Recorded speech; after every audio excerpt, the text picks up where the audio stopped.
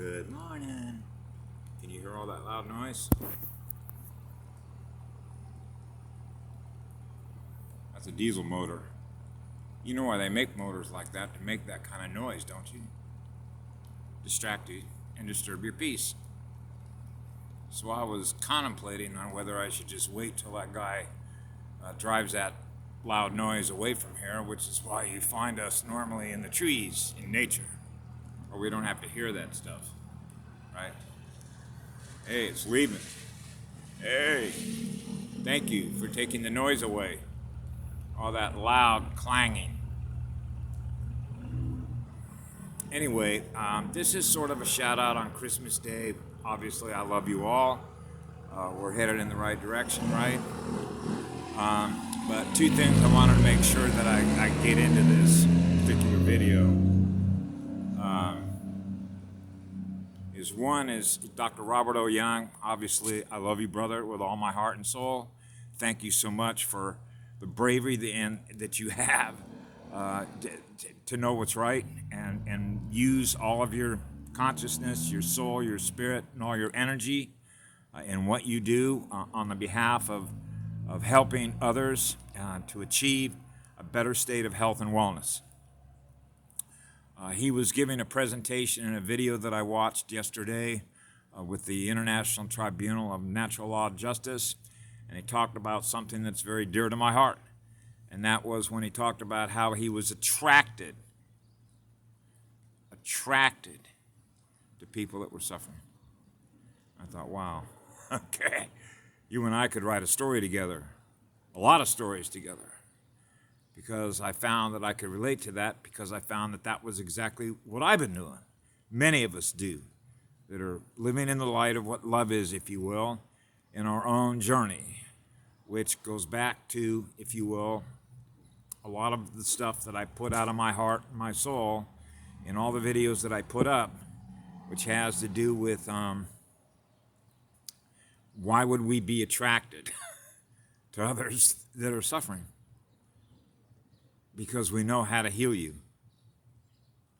okay? Because if you have an empathic component to who it is that you are, compassion for others, and you're experiencing the pain and the suffering that others are experiencing, then we're experiencing what you're experiencing, which is your pain and suffering. And we're not sadomasochistic. That's inverted. That's what they are. That's what the dark is, okay? That's why they put, go look at how many packages, for instance, that they lie about and put on the package vitamin C. This stuff is good for you. And then look on the back and see if it's got citric acid that comes from black mold. It's meant to poison you, okay?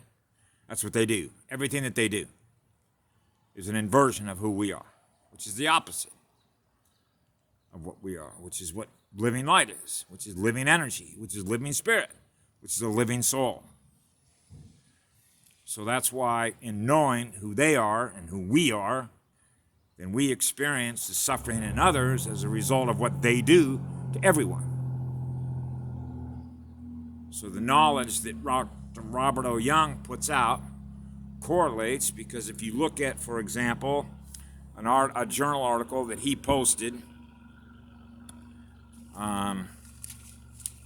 which is called Pathological Blood Coagulation and Mycotoxin Oxidative Stress Test.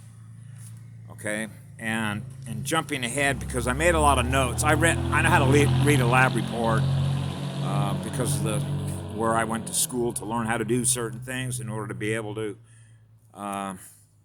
We sort of multitask. You know, it's like being able to do multiple things at the same time, but there is a reason why we do the things that we do, which is not only an individual journey of our own soul development and growth of what we are learning through our experiences, but how what we learn in that process that we share with others that will help liberate them and raise their state of awareness so that their energy is not held captive to those that seek to use our energy as a source of energy for both food and energy, because that's what they do. So that was one of the major reasons that I went through so many of their schools. was primarily, particularly going back to childhood, if you've watched all my videos, was to see the method by which they were programming people. And the method by which they were programming people can be learned and seen, if you will, experienced through this article that Dr. Robert O. Young wrote, where in one of the summaries, and I'm paraphrasing what he wrote here, when he talks about blood taken from people that are suffering from emotional trauma is releasing or expressing sciatic acid from fibrinogen and halfway to clotting. So those are anxiety states, which are trauma-based. Now, if you go back to everything that I put in the beginning about rule-based function, computer language, mathematics, information, electrons, data input, data output.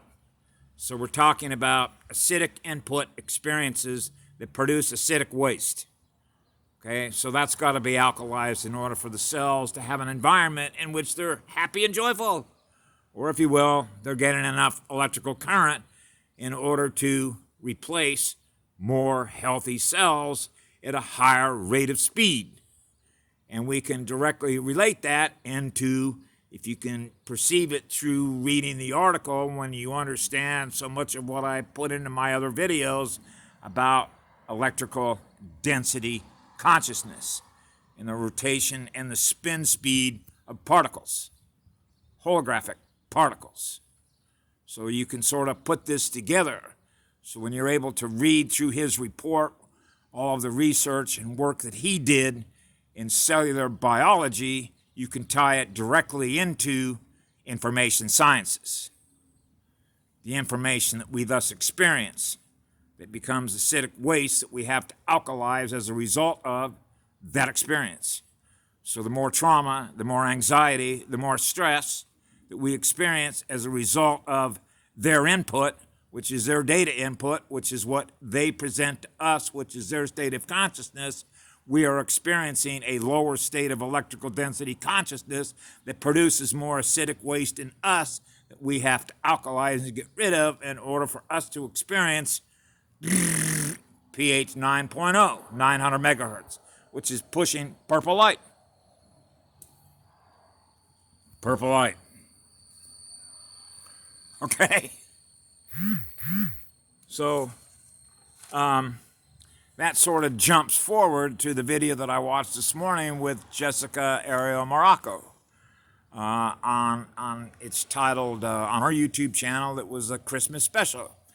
And as I remember it, and what was beautiful, she was referring to a movie about Mahabharata and how she said that she, and I'm sort of paraphrasing her, how she wasn't sure what was driving her in particular to experience what she was experiencing that she was showing us. Okay?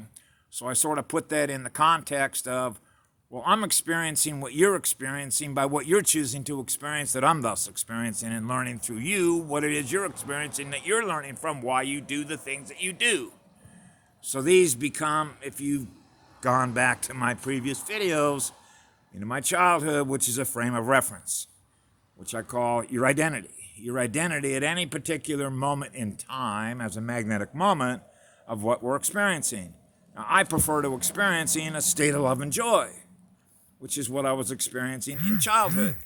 So now when I read my first newspaper and realize that I'm experiencing something that is draining my energy, it's because what has been presented to me is producing an enormous amount of acid waste in me that is doing what? Draining my battery. So you immediately know that this is energy warfare, which is spiritual warfare, between lower density consciousness and higher density consciousness. Okay? So you know you're in a battlefield. Okay?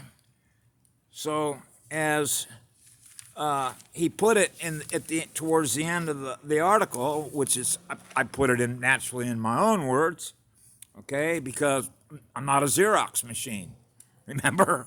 Okay?